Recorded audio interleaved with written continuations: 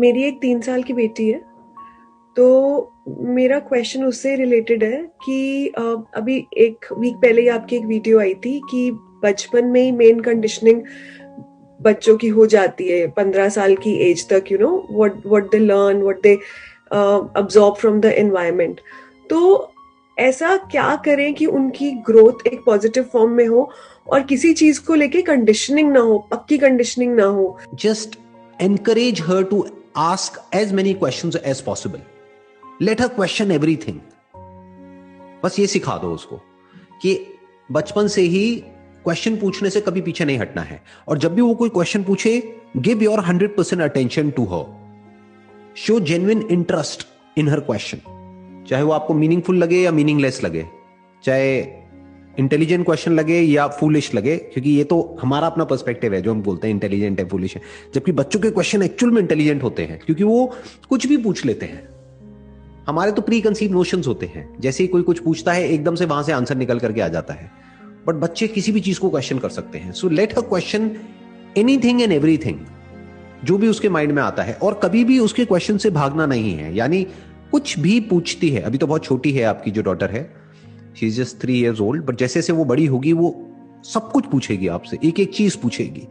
तो जब भी वो पूछे तो आराम से बैठ करके एक एक चीज का जवाब दो, चाहे वो क्वेश्चन कितना भी अनकंफर्टेबल क्यों ना हो. और साथ साथ ये भी बताना है कि जो भी हम आपको समझा रहे हैं that is coming from our own perspective, but you need to figure out कि what is the real answer. That is just a perspective. इसी क्वेश्चन को आप किसी और से पूछोगे तो हो सकता है आपको कोई और आंसर मिलेगा. मतलब जब भी वो क्वेश्चन पूछे तो अप्रिशिएट करो उसको. ये बिल्कुल उसका ऑपोजिट है जो यहाँ पे इंडिया में स्कूल्स में होता है कि जब क्वेश्चन पूछते हैं तो मार पड़ती है.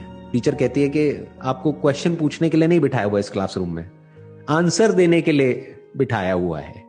कायदे से क्या करना चाहिए कि टीचर को आंसर देना चाहिए, तभी उसको टीचर कहेंगे, तभी गुरु कहेंगे, और जो स्टूडेंट है उनको क्वेश्चन पूछना चाहिए.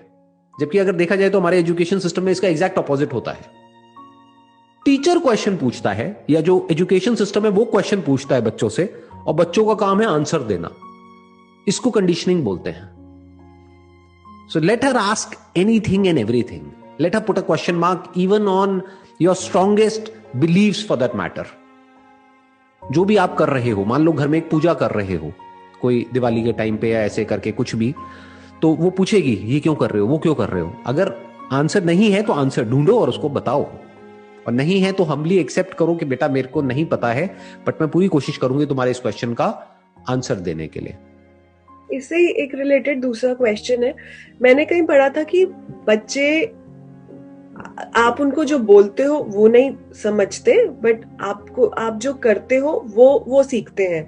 तो कुछ चीजें अगर हम में नहीं है तो वो अपने बच्चों में कैसे लेके आए. For example, there is one thing कि कितनी भी स्ट्रॉम आ जाए, but you have to be calm. एक आपका भी सेशन था that there was a painting, there was a storm and but the person was very calm. So if I get very anxious very easily, so मैं कैसे सिखाऊं कि you have to be काम, या कुछ भी जो भी एक लाइफ स्किल्स होती है, वो अगर हम में भी नहीं है कुछ, तो वो हम कैसे सिखाएं. अगर एक्चुअल में आप उसको कह रहे हो डोंट बी एंशियस, और आप खुद एंशियस हो, तो पहले अपनी एंजाइटी को ओवरकम करो, फिर उसको बोलो. नहीं तो उसको क्लियर बोल दो जो सच है. अगर बच्चों को कुछ सिखाना ही है ना, तो सच बोलना सिखाओ, सच सुनना सिखाओ. That is more important than any skill और any habit for that matter.